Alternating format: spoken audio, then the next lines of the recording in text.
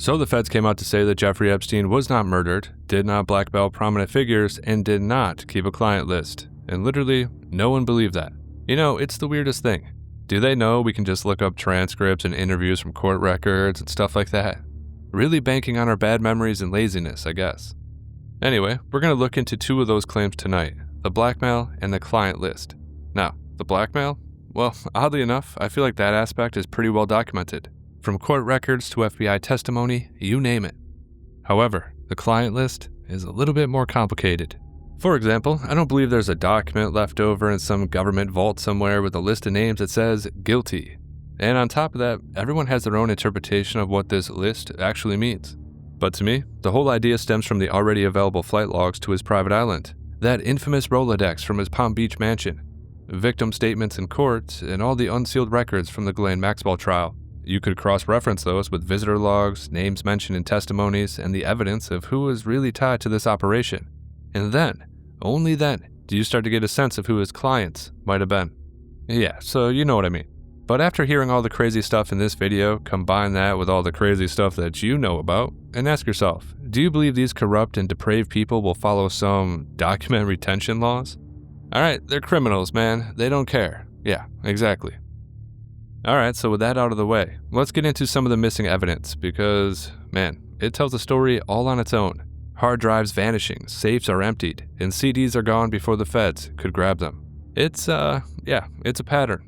But after that, I'm going to zoom out to look at honeypot schemes in general. You know, they're practically a playbook for intelligence operations and have been used all over the world for a very, very long time. And then I'll tie everything into the spy story at the heart of the Epstein scandal.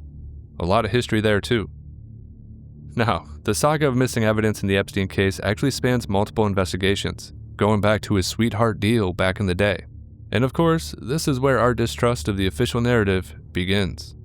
For example, during his 2005 Palm Beach raid, which occurred after a parent reported Epstein's abuse of her 14-year-old daughter, police found computer monitors with dangling wires, suggesting hard drives had been removed beforehand. Detective Joseph Recarey later testified that an assistant, Adriana Ross, reportedly took computer drives and other electronics before the search, and these items were never recovered by authorities. Now, that got me thinking about a couple things. Maybe you know the answer. Was this Adriana Ross ever questioned? Or could we question her today? Speaking of which, have any of these assistants ever been interviewed? And has any of that stuff been released? Because I don't think I've seen any of it. In fact, what about all those quote-unquote models who helped procure underage victims for Epstein? Where's Rachel Chandler? Do you remember her? Or this account who always comes out with great videos, by the way, link below. But what about all the other so-called models that helped?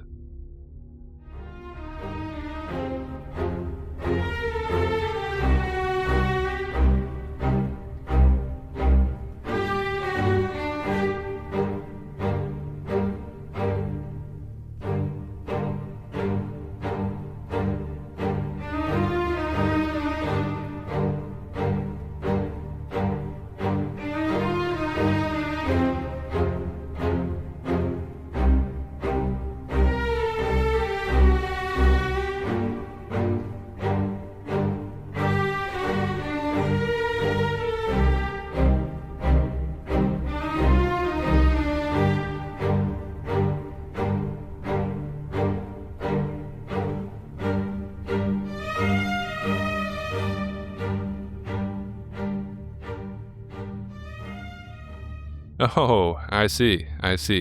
They were granted immunity. Well.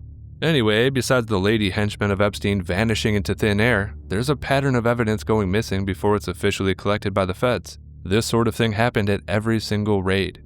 During Ghislaine Maxwell's trial, it was revealed that the raid of his Manhattan mansion, and I quote, uncovered a treasure trove of blackmail material, end of quote. You might remember the infamous photo of the safe with all the hard drives. And then the feds claimed they lost it. Yeah, they lost it, you know? What are you gonna do? Shit happens, I guess. Yeah. FBI Special Agent Kelly McGuire testified that agents popped open a safe on the 5th floor, revealing hard drives, CDs, diamonds, jewelry, and multiple passports, including one with Epstein's photo under a different name. In a closet, they found black binders filled with categorized CDs, complete with thumbnail photos and a plastic bin under a bookshelf that held even more hard drives. and some of those were sealed with pre-applied evidence tape. Now, the pre-applied evidence tape covering up the names before photos were taken at the scene, well, that suggests premeditated obstruction by itself, doesn't it? However, Agent McGuire noted that the initial search warrant didn't allow seizure, and when agents returned with a broader warrant a few days later, the items had vanished. Of course, nothing to see here. After the contents of the safe, quote-unquote, went missing, Epstein's lawyer, Richard Kahn, reportedly returned some of the material in a suitcase, but FBI agents couldn't confirm if the contents matched the original haul, raising questions about tampering or selective return. And yeah, obviously that's exactly what happened. There's some other really crazy aspects to this too, especially during the whole sweetheart deal scenario. After he struck that deal in 2008 that shielded him from federal charges, the seized items, including photos and videos, were returned to Epstein. Yeah, they gave evidence back to him, apparently. So what's my point? Basically that the repeated loss of hard drives and CDs filled with photos and videos, all documented in the initial investigations, well, that suggests deliberate suppression. And all of that clearly undermines the Justice Department's current assertion that, and I quote, no client list or blackmail material ever existed in the first place. I don't know if they just think we're all stupid and have terrible memories. I don't know. It's absurd. These people realize the internet exists, right? Anyone can look up these details. And by the way, this is also a perfect example of why the establishment is so hell-bent on censoring the internet and social media, because they can't have people suddenly remembering things, can they? So from here, why don't we get into some of the testimony from Ghislaine Maxwell's case, because a lot of little details were exposed. Alright. So, court testimonies and investigative findings paint a picture of Epstein as a meticulous archivist of compromising content. Yeah, it was kind of his whole shtick. During Maxwell's 2021 trial, FBI agents described the CDs and binders as carefully organized, with thumbnails linking to photo files, implying a systemic effort to catalog individuals, potentially for leverage. Oh yeah, it was definitely for leverage. Now, prosecutors blacked out quote-unquote homemade labels on the binders, citing identifying information for third parties, end of quote. So, yeah, basically that means, just as an example, the binders would be labeled in black marker, Bill Clinton, or something like that, and they covered those up so no one could see it. Now, during the trial, the jury could see the unredacted versions, but of course, that's all under seal. And now, the real kicker, as stated, the feds claim they have no reason to investigate said third parties, because that stuff never existed in the first place. Yeah, right. They quite literally say in the court documents, and I quote, prosecutors blacked out homemade labels on the binders, citing identifying information for third parties, end of quote. Yeah, that's the exact opposite of what they're saying right now. Anyway, victim testimony, including Virginia Giuffre, well, they allege that they were specifically directed to engage with powerful men, with some reporting surveillance cameras in Epstein's properties. A 2020 report from the Justice Department noted disconnected surveillance equipment found in Palm Beach, hinting at erased recordings. But his New York home also had cameras, and that's according to an FBI affidavit.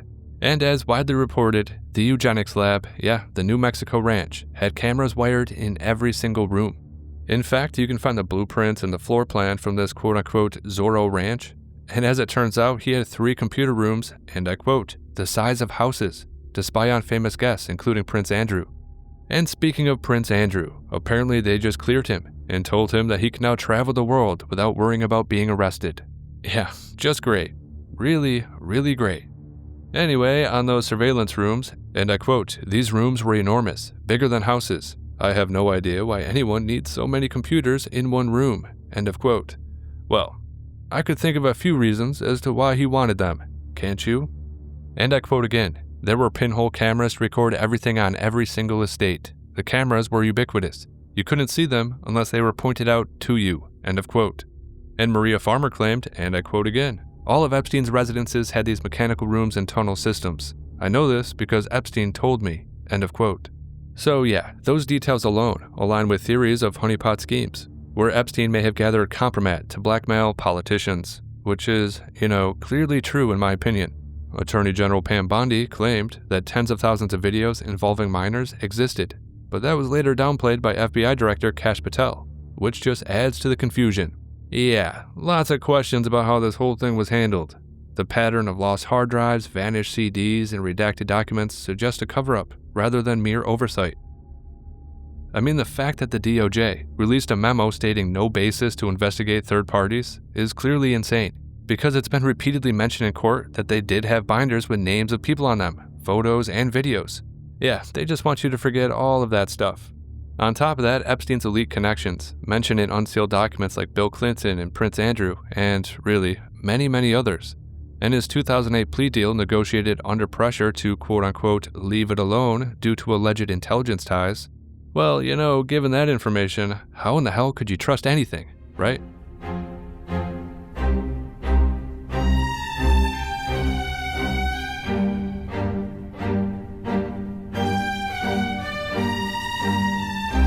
To him being an agent, I have no knowledge about that. We can get back to you on that.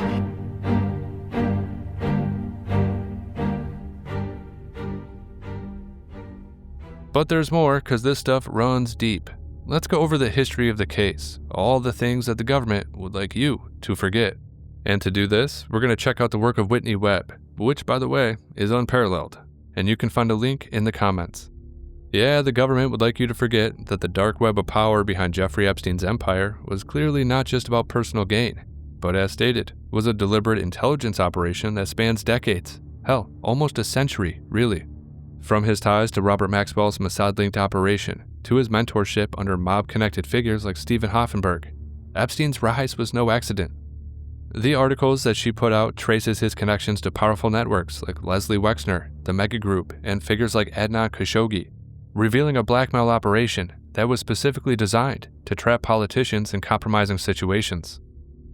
With roots in organized crime and intelligence, Epstein's client list and missing evidence, the hard drives, CDs, and binders, well, it points to a protected system, not some lone operator. The DOJ's recent claim of no client list ignores this history, hoping you'll forget the truth. Epstein's operation was a tool for control, shielded by those at the top. While it does go back to the 1930s and 40s with mob ties, let's start with Robert Maxwell, Ghislaine Maxwell's father, who was murdered on his yacht back in the 1990s. You'll never know, so we'll never be 100% sure of exactly what took place. The only thing I'm sure of is that he did not commit suicide. You understand that you're a very controversial man in this country. I'm delighted. The truth will out, and that eventually the true story, such as it is, will be, people will know more than what they currently do. Epstein's early ties to Ghislaine Maxwell's father, Robert Maxwell, a media mogul and alleged Mossad operative, suggest that he inherited a playbook. In fact, he was killed in 1991. Ghislaine Maxwell met Jeffrey Epstein in, you guessed it, 1991. What a coincidence. The government would like you to forget that Robert Maxwell reportedly used sexual blackmail to protect his business and intelligence interests too, a model that Epstein refined. Now, there are rumors that Ghislaine's dad was murdered by Mossad, as the day before he was killed, he met with Israeli intelligence. Now, that's a rumor, but there's some evidence suggesting that it's true. So from here, let's talk about organized crime. Yeah, the government would like you to forget that Epstein's career began under Stephen Hoffenberg at Towers Financial, a Ponzi scheme hub with mob ties. Hoffenberg's mentor, John Mitchell, linked to mobster Meyer Lansky's syndicate, used similar entrapment tactics. And allegedly, this is where Epstein learned to leverage elite networks for political influence. And then, of course, we have Leslie Wexner. And oh yeah, the government definitely wants you to forget about this stuff. So Epstein's patron, Leslie Wexner, and his Mega Group, which is a network of Jewish American billionaires, allegedly funded Epstein's operations. The article from Whitney Webb suggests that Wexner's Victoria's Secret fortune and Manhattan mansion were tools for Epstein's honeypot, hosting elite gatherings where compromising acts were recorded.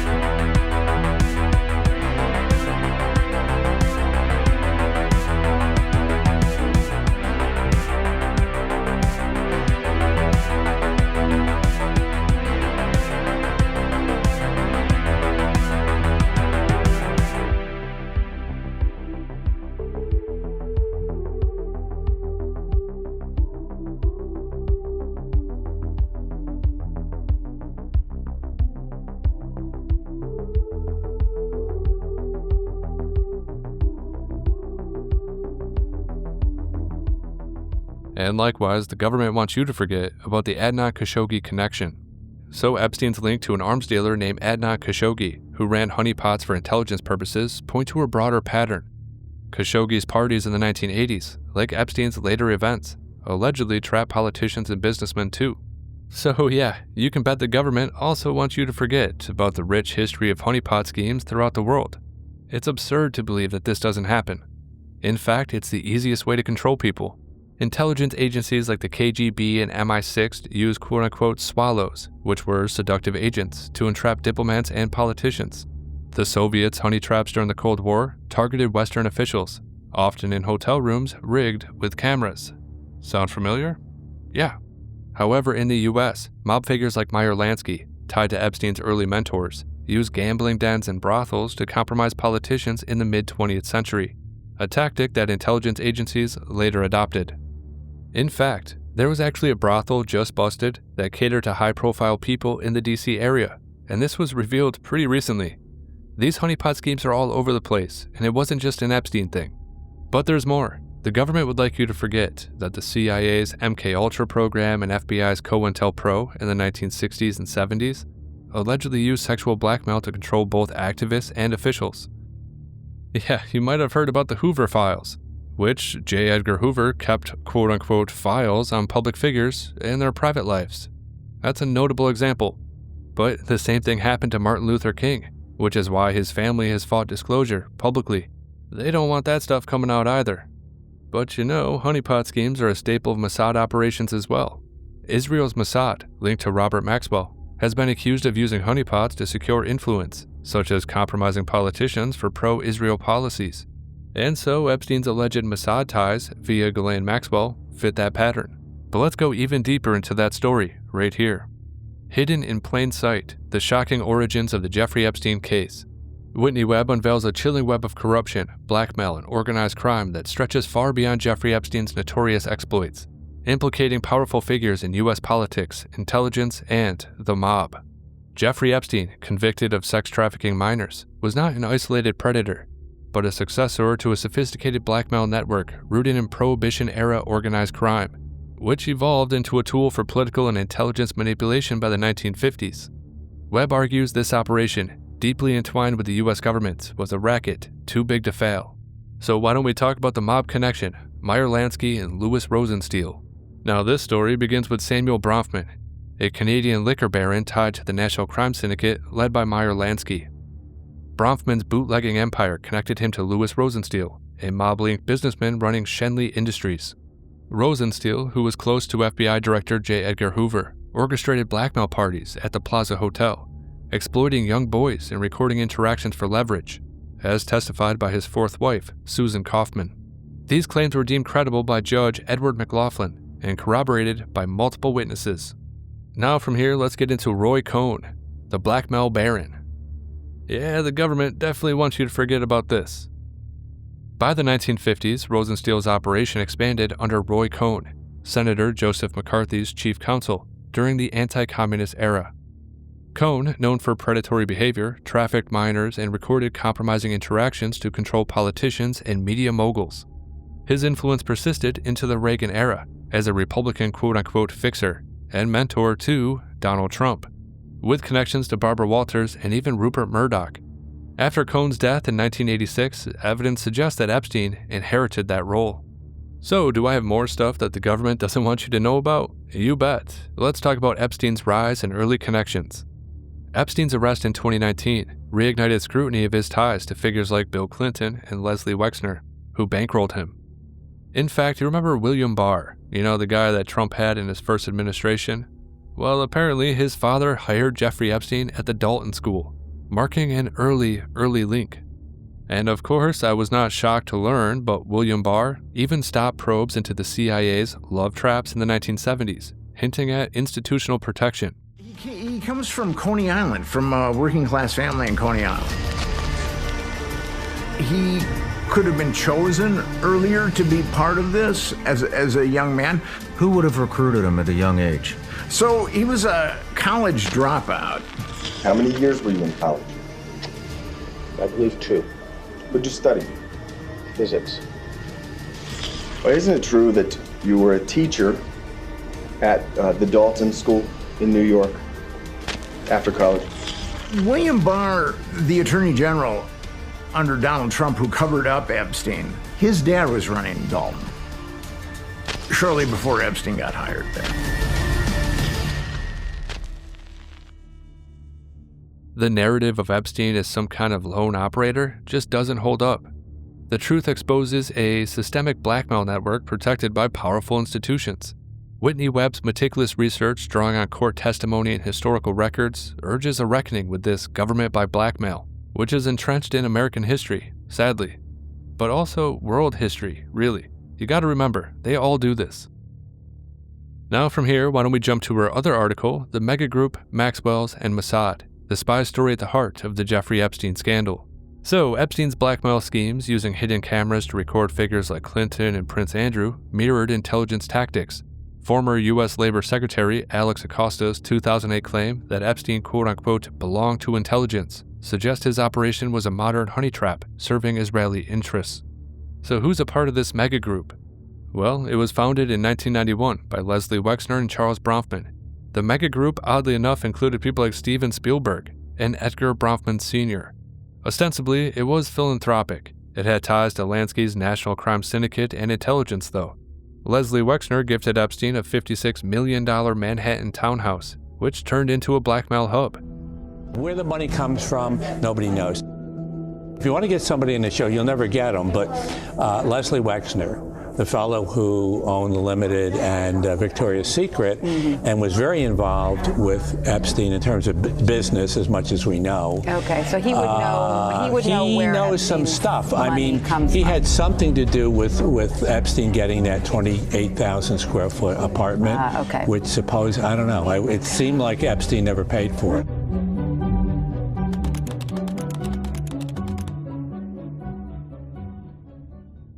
While the Bronfmans were linked to the cult Enixium. They had similar schemes and were busted a few years ago, actually. There was a big trial and stuff like that, so yeah, you might remember that. But let's get into the Maxwell connection, Mossad's role. So of course we have Ghislaine Maxwell, daughter of Robert Maxwell, and they linked Epstein to Mossad. Robert, a media mogul who died in 1991, was an Israeli intelligence asset, using his empire to launder money and traffic arms. And that was confirmed by former Mossad officials like Viktor Ostrovsky. Ghislaine, mentored by her father, recruited women for Epstein's trafficking ring, leveraging her own elite connections. So, a history of blackmail and technology. Oh yeah. Now the Maxwells have a long history of blackmail and espionage. Robert Maxwell actually played a key role in the 1980 scandal selling Promise software. This software was stolen from the United States with Israeli backdoors, and this enabled global spying. Epstein's tech ties, including to Microsoft's Nathan Myhrvold, suggest he continued this espionage tradition. But why does it matter? Well, the mega group, Maxwell's, and Mossad redefines Epstein's case as a geopolitical conspiracy. Whitney Webb's research, drawing on court records and insider testimonies, well, it reveals a system where intelligence networks manipulate politicians with devastating consequences for the world. Now, the government definitely wants you to forget about this one too. Her article, From Spook Air to the Lolita Express, the genesis and evolution of the Jeffrey Epstein-Bill Clinton relationship. In her article, Whitney Webb exposes the troubling ties between Epstein and Bill Clinton, framing their relationship as a cornerstone of Epstein's blackmail empire. So Epstein's private jet was actually called the Lolita Express. Yeah, that's what he named it. Just, unbelievable arrogance. He really believed himself to be untouchable. Anyway, the Lolita Express ferried Clinton 26 times to Epstein's private island between 2001 and 2003, often without Secret Service.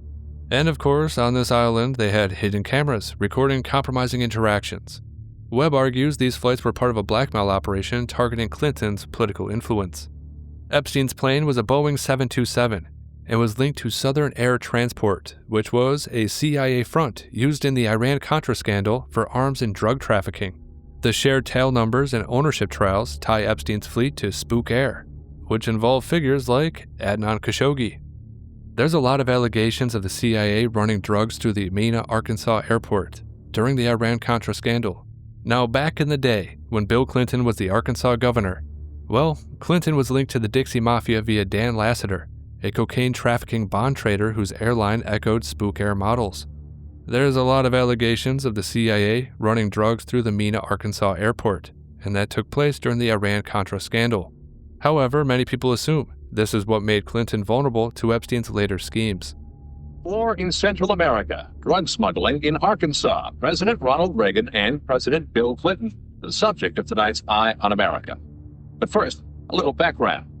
In the early 80s, a war was underway for control of Nicaragua. On one side, the ruling Marxist regime, the Sandinistas. On the other side, rebel forces, the Contras, labeled by the Reagan administration as pro-democracy freedom fighters. A base of support for the Contra movement, remote western Arkansas. Correspondent Bill Plant has been investigating for tonight's Eye on America. 1983, Ronald Reagan was president, Bill Clinton was governor, and little Mena, Arkansas, changed from a quiet town to a center for drug smuggling and reported Contra support activity. In the middle of it all, this man, admitted dope smuggler Barry Seal. He started doing business with the Ochoa family in Colombia, hauling his dope. Arkansas State Trooper Russell Welch investigated Seal's organization. Each trip would have 250 to 350 pounds of cocaine. He said that he made $1 million in one trip alone.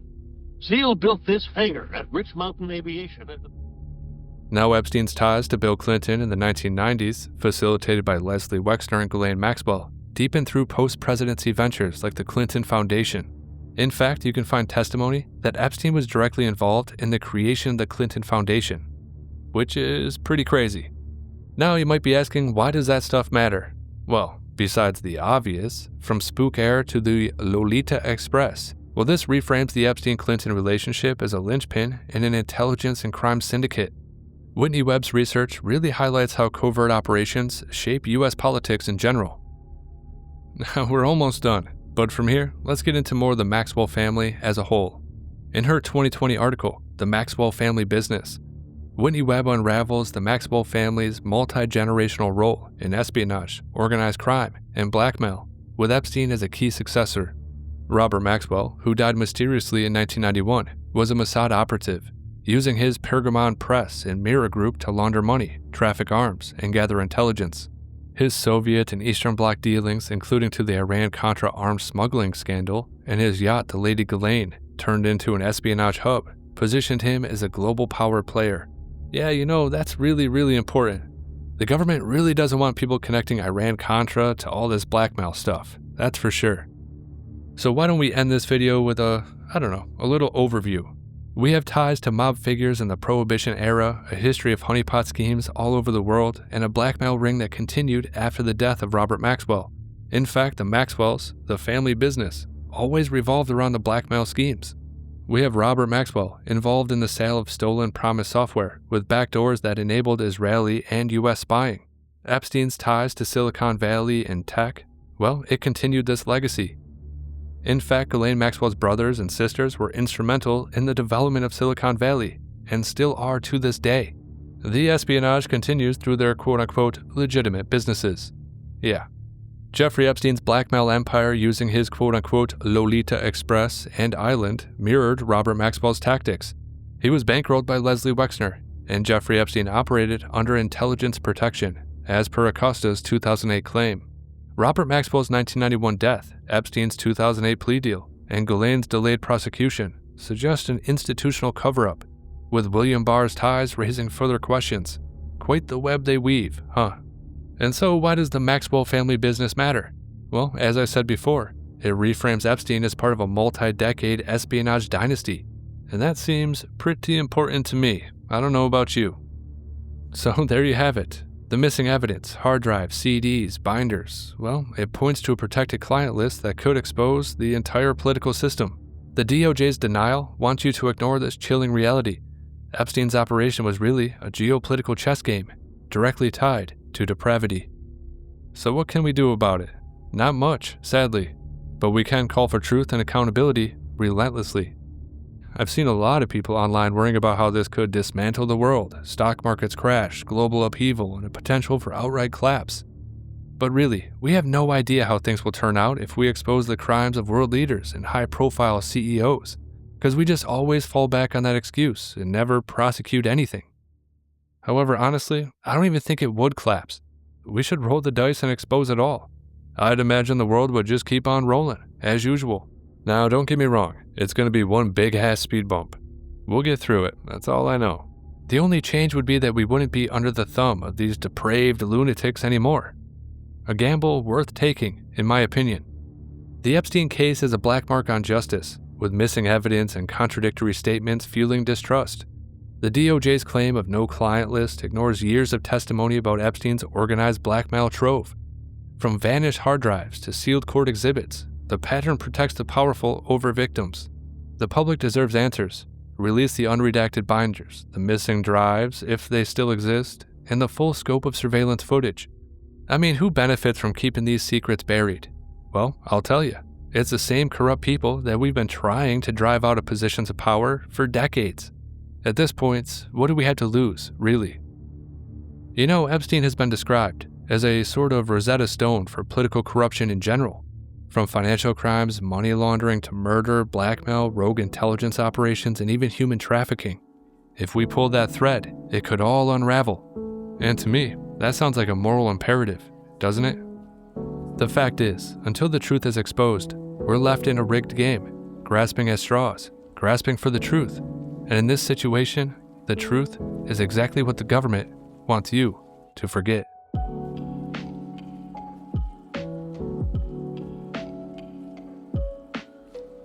Once again, this is HelioWave. If you like the content, like, comment, and subscribe. Share the video if you want to. If you're in a position to, consider subscribing on Locals, or you can use PayPal. As always, make sure you disobey those true fascistas, and yes, I do hope you have a good night.